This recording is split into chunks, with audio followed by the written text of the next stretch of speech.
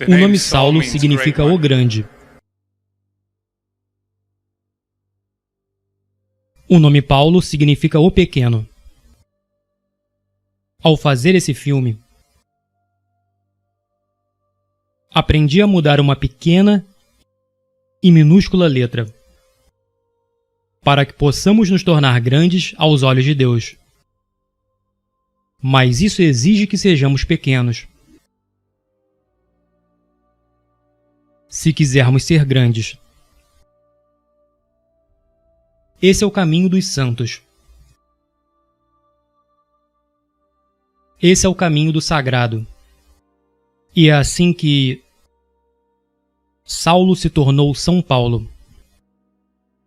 O chamado vem quando menos esperamos. Eu me lembro do meu chamado vividamente. Eu tive a seguinte experiência.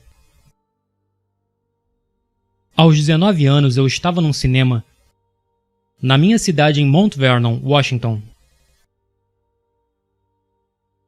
O filme acabou e lá na escuridão, com a minha única companheira, minha bola de basquete, na poltrona ao lado, eu tive uma sensação no coração. Me fez pensar que eu deveria ser um ator. Que foi para isso que Deus me criou. Que era isso que Ele queria de mim. Sim. Minha sensibilidade racional interferiu. Eu não sabia nada sobre atuar, sem agente, sem empresário. Eu não consigo decorar os textos. Ainda assim, uma inspiração veio. Eu tinha um chamado. Mais à frente, na primavera de 2000, me foi oferecido o papel de Edmund Dantes no Conde de Monte Cristo. Foi uma nova adaptação do clássico Dumas. Um período muito estressante. Pela primeira vez na vida eu senti o que é ser um ator principal. E eu me deparei com aquilo que eu almejava alcançar por tanto tempo, mas não tinha paz. Tudo nesse filme foi uma batalha. Meu personagem, Edmund Dantes, está preso injustamente. Tanto no livro quanto no filme, ele escreve com uma pedra na parede: Deus me fará justiça. Com tudo contra ele, aquele homem solitário se compromete a se libertar e vencer o mal, incluindo o mal que vive nele. Há uma cena maravilhosa entre Edmund e outro prisioneiro, um sacerdote, interpretado pelo grande Richard Harris. Numa profunda depressão, em um momento de total desespero, quando o sacerdote está no chão à beira da morte, ele se dirige a Edmund e diz sua lição final: Não cometa um crime pelo qual você está sendo condenado.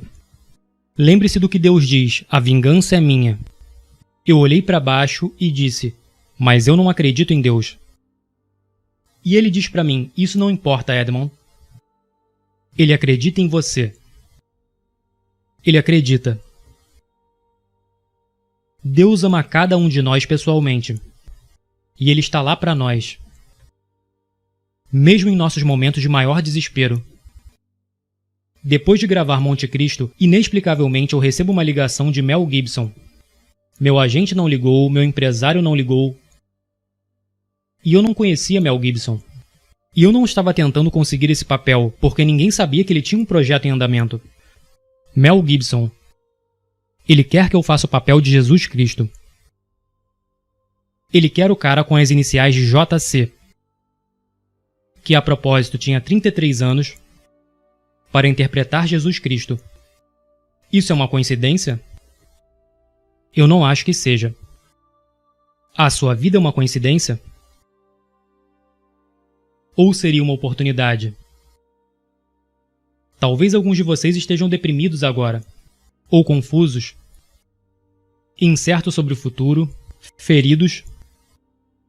Mas não é o momento de desistir, nem de se dar por vencido. Quando eu estava lá em cima na cruz do Calvário, aprendi que em seu sofrimento estava a nossa redenção. Lembre-se que o servo não é maior que o mestre. Cada um de nós deve carregar nossa própria cruz. Existe um preço pela nossa fé, pelas nossas liberdades. Eu fui literalmente açoitado, chicoteado, crucificado, atingido por um raio. Sim, cirurgia de coração aberto. É o que acontece depois de 5 meses e meio de hipotermia. Um dia, durante as filmagens, meu braço estava preso numa viga pesada. Então alguém me puxou para outra direção. Meus músculos torceram e meu ombro foi deslocado.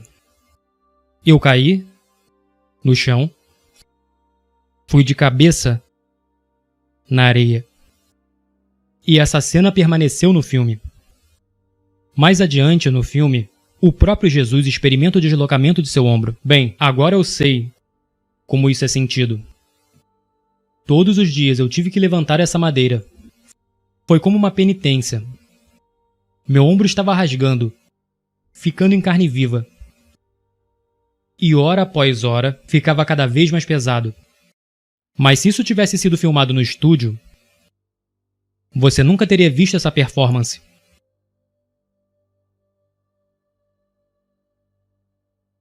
Esse sofrimento fez a minha performance. Assim como o sofrimento faz as nossas vidas.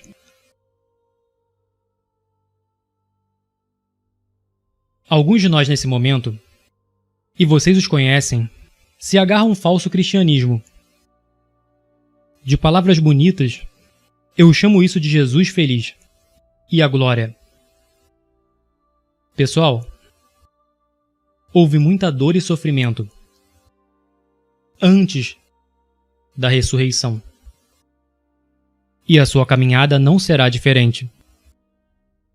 Então abrace sua cruz e siga em direção ao seu objetivo. Eu quero que você entre nesse mundo pagão. Eu quero que você entre nesse mundo pagão e confesse descaradamente sua fé em público. O mundo precisa de guerreiros orgulhosos, animados por sua fé. Guerreiros como São Paulo e São Lucas, que arriscam seus nomes e suas reputações para levar sua fé, seu amor por Jesus ao mundo. Deus está chamando cada um de nós, a cada um de vocês, para fazerem grandes obras, mas quantas vezes nós não respondemos e ignoramos sua voz como se fosse um devaneio mental? É hora da nossa geração aceitar o chamado, ao chamado de Deus, que exorta todos nós a nos entregarmos inteiramente a Ele, para que sua mão gentil guie você em seu caminho. Mas primeiro você tem que assumir o compromisso, orar, jejuar e meditar nas Sagradas Escrituras, e se comprometer a levar os Santíssimos Sacramentos a sério. Porque vivemos em uma cultura agora que está em declínio. As pessoas estão em perigo de sucumbir nos próprios excessos. O mundo inteiro está imerso no pecado. Mas no silêncio do nosso coração, Deus está nos chamando. Está chamando a cada um de nós para nos entregarmos inteiramente a Ele. E quantas vezes o ignoramos? Ignoramos o seu doce chamado. O grande santo de Auschwitz, São Maximiliano Kolbe, disse que a indiferença é o maior pecado do século XX. De fato, meus irmãos e irmãs, também é o maior pecado do século XXI. Temos que nos livrar dessa indiferença, dessa tolerância destrutiva para com o mal.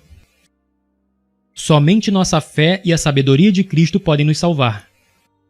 Mas isso requer guerreiros prontos para arriscarem suas reputações, seus nomes e até suas próprias vidas, para permanecermos na verdade.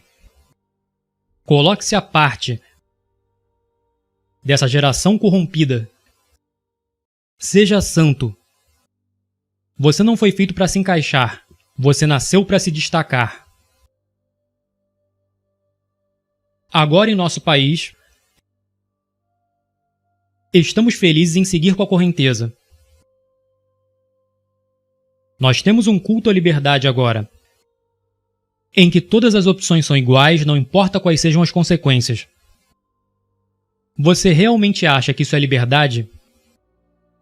O Papa João Paulo disse: a democracia não pode ser mantida sem quaisquer obrigações específicas, sem as verdades morais sobre a pessoa humana e a sociedade. A questão fundamental colocada por uma sociedade democrática é a seguinte: como podemos viver juntos? Buscando uma resposta para essa pergunta, a sociedade pode esconder verdades morais e razões morais? Toda geração americana precisa saber que a liberdade existe não para você fazer o que quiser, mas para que você tenha o direito de fazer o que deve. Essa é a liberdade que eu quero para você. Liberte-se do pecado. Liberte-se de suas fraquezas. Liberte-se da escravidão imposta a nós pelo pecado. Essa é a liberdade pela qual vale a pena morrer. Isso me lembra o que Mel Gibson disse em seu primeiro filme vencedor do Oscar, Coração Valente. O que ele disse ao seu pequeno e desorganizado exército. E eu digo a vocês essa noite: eu vejo um exército inteiro de meus compatriotas aqui desafiando a tirania. Vocês vieram lutar como homens livres. E vocês são homens livres. O que vocês farão sem a liberdade? Vocês lutarão? Um homem diz: não, correremos e viveremos. Sim. Lutem e vocês poderão morrer. Fujam e vocês viverão. Pelo menos por enquanto.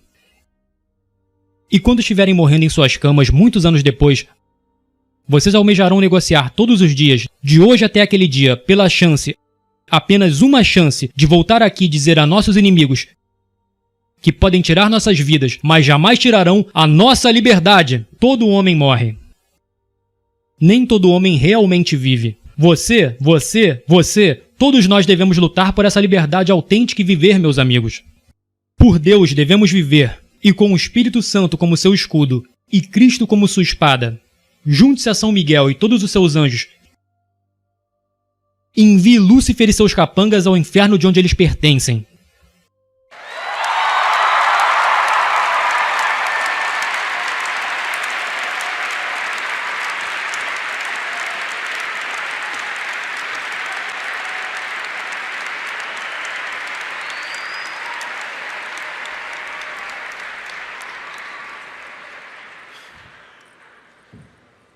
Saulo significa o grande.